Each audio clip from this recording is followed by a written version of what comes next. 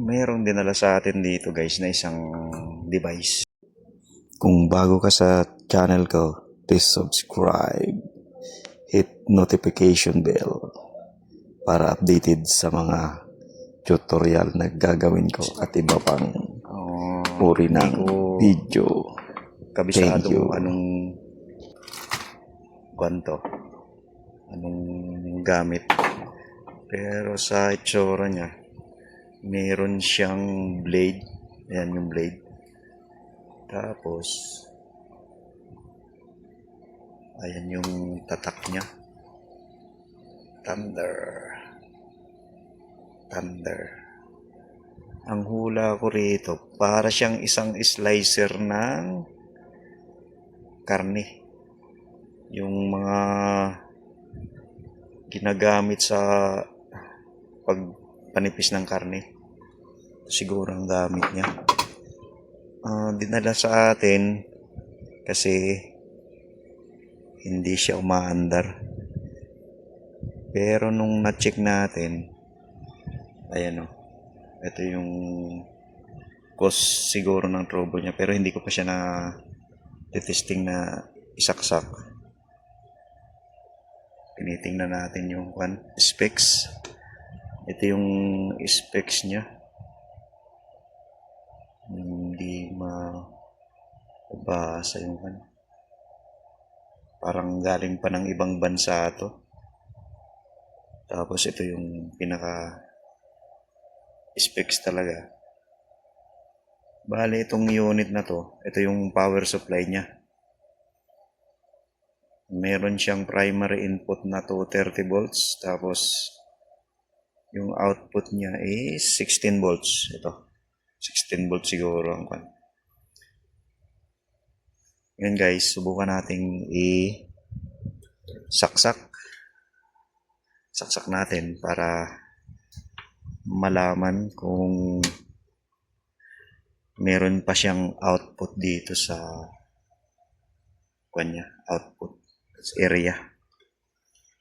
Saksak ko lang guys.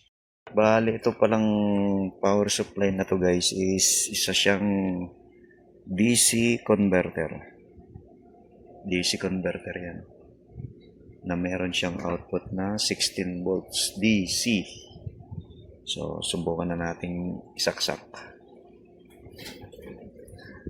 Ang plug pala niya is European.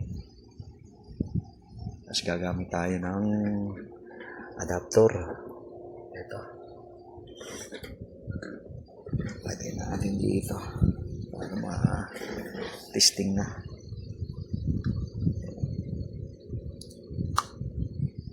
Yun. Try na natin isaksak guys. Yan na. Tapos gagamit tayo ng tester. Set natin sa DC 20 volts. Ayan.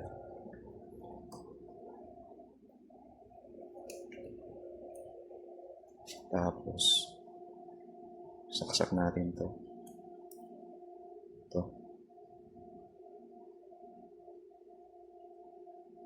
Patay. Wala siyang output guys.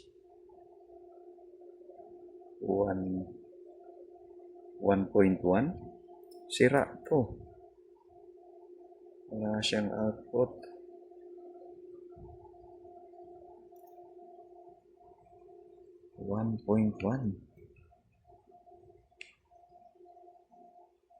Sira ang power supply niya. Ayan. 1.1 yung reading guys. 1 volt.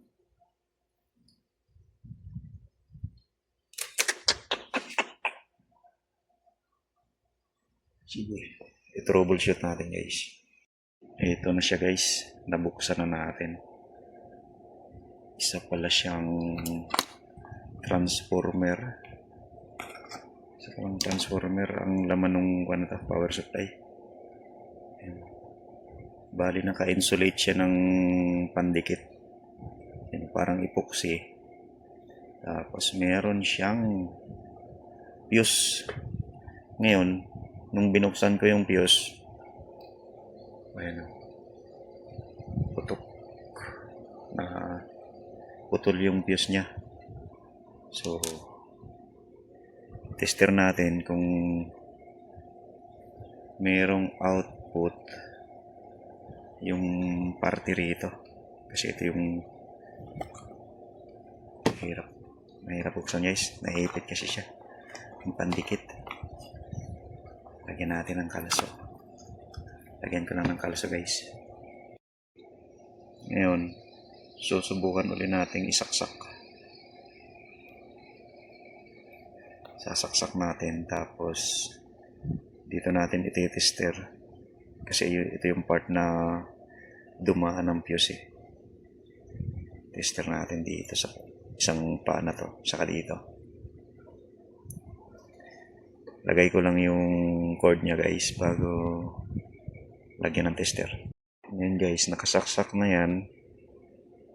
May power na. Ngayon, sundot. Testerin natin yung pa.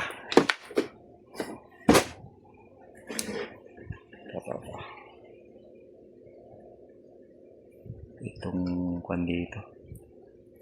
Itong pa. Naka-range pa rin tayo sa DC, 20 volts. Tapos sundot.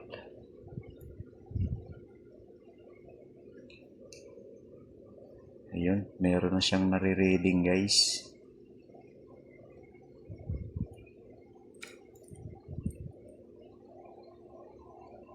Ayan o. 40 volts. Yan pala ang kanya. Okay, meron na. Putok lang talaga ang fuse guys. Yun ang sira niya.